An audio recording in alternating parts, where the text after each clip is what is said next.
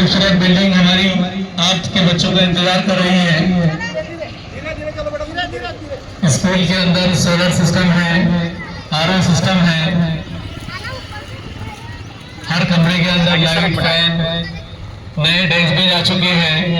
आप तमाम से गुजारिश है कि गवर्नमेंट की दी हुई तमाम सहूलियात का फायदा उठाते हुए अपने बच्चों का जिला परिषद उर्दू स्कूल के अंदर दाखिला जल्द से जल्द कीजिए, ऐसी हम आपसे दरख्वास्त करते हैं।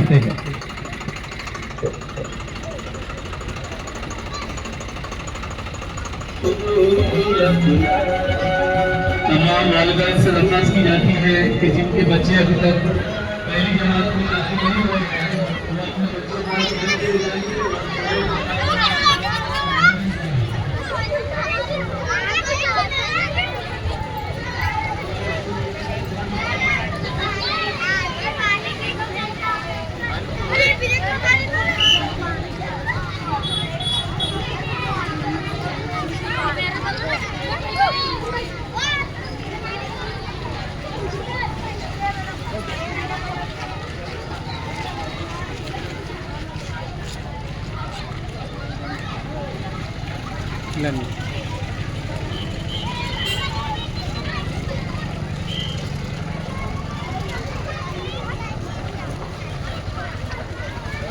दो मिनट